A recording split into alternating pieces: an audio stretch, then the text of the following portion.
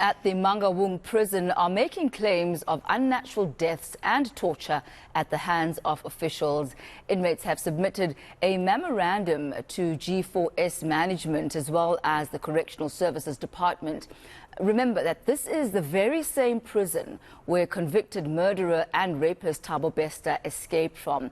But for more on this, let's talk to the Golden Miles Bhudu from the SA Prisoners Organization for Human Rights. Mr. Bhudu, thank you for your time today. So there are a number of complaints that the prisoners have put forward. They've handed a memorandum to both the Department of Correctional Services as well as the prison management. Are you in contact with the prisoners there at Mangaung, and what exactly is their state? Thank you very much for having me. Let me put in context the grievances, the complaints and the requests and demands which they've sent to us in the form of a handwritten memorandum. There are over 21 grievances. These are legitimate grievances that are long, longer than any other grievances I've met anywhere in the world when it comes to the demands of this particular prisoners at that particular private prison. Now, the context is, we must all be reminded that the rights of prisoners are embedded somewhere there in Chapter 2 of the Bill of Rights, in Section 35, subsection 2, paragraph E. When you talk about unnatural deaths, it comes as a result of negligence of correctional officers to take care medically to offenders who are falling sick, lack of access also to medical attention, torture of inmates, and the atrocities that goes on forever, as if, the Department of Correctional Services is a concentration camp. Lack of emergency, they brought a group, or we call them vigilante groups, the EST, Emergency Support Team, that just go in there at the slightest provocation and assault, break bones and ribs of prisoners and get away with it because nobody really cares. In fact, as an organization, we sit with a memorandum. It's a 4-page document. It is well written. In fact, it is a document that needs to be given to the president so that the president get personally involved to stop these human rights abuses and atrocities. Access to justice, accommodation. The inspecting judge have written a damning report about how our prisons are falling apart brick by brick. The infrastructure is of such a nature that some of these prisons can anytime collapse on prisoners and they can die instantly. And it goes on and on. And then you get the spokesperson of the Department of Correctional Services, Singabako, the notorious propagandistic spin doctor, who goes on and keep on misinforming, ill-informing, and lying to the community about the state of our prisons. And I'm afraid if something is not done sooner rather than later, Kutama Sentimule that went up in flames the other day in Makado, this would look more like a Sunday school or a walk in the park because prisoners just had enough and they've got nothing to lose. And now on that point, Mr. Bhudu, we have heard some of the prisoners, or at least reports coming from the prisoners, saying that if this issue or these issues are not taken care of, then basically they are going to raise hell at Mangaung prison. That sounds like a threat. It is not a threat, it is factual because the Department of Correctional Services, since the dawn of our democracy, seemingly they have not really understand one minister to the other minister, one national commissioner to the other national commissioner. They really didn't understand and still cannot understand that these are correctional facilities where you have to combine crime-fighting strategies, combating crime, confronting crime, the causes thereof. And if you have fallen along the wayside and you are in prison, you need to be put into a situation where you're going to be assisted, because that is what correctional services is all about.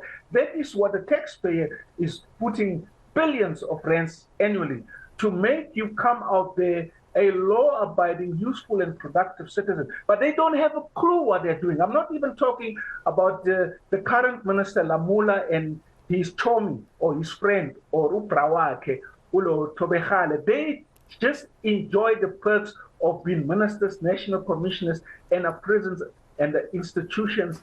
There come times where there's load shedding for hours. Load shedding is okay, we can handle it. There come hours where there is absolutely water shedding, where you have a cell with prisoners who are in fact having to use the toilet and it is not flashing, and there are 40 prisoners in one cell that was meant for 25 of them. It is a catastrophe. Mr. Bhudu, I'd like to focus on two things before our conversation ends this morning. One is the spokesperson for the Department of Correctional Services. When he was handed, or when they were handed this particular memorandum, the response that we've seen is that these are not new complaints and that those complaints, first and foremost, have already been dealt with. A second process is he says that there need to be some standard operating procedures that need to take place, and those involve investigations.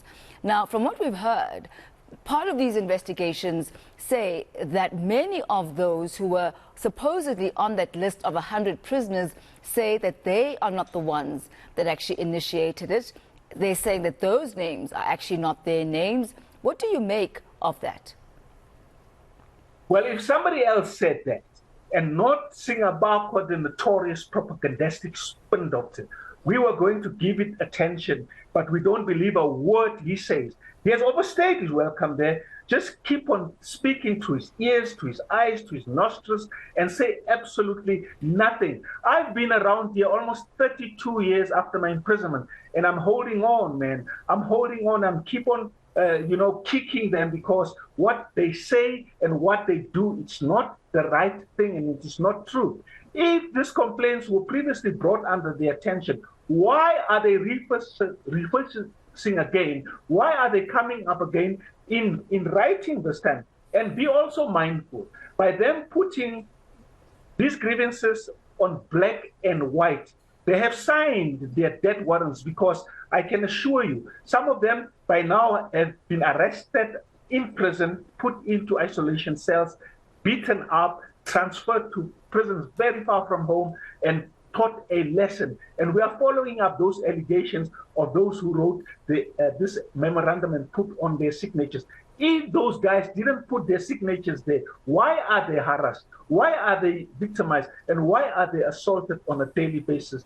And they are told, this is not home, this is the prison, and they will get, in fact, what they deserve. What then is the way forward as far as the South African Prisoners Organization for Human Rights is concerned? What then is the way forward for the prisoners? Should you actually not get the response that you are hoping to get? And this is really based on the spokesperson for DCS, him saying that this has actually already been dealt with.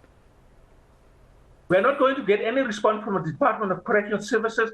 There isn't any relationship between us and the Department of Correctional Services, because they hate me with a passion, not the ideology of a prisoners' rights organization. We will forward this memorandum to the office of the president.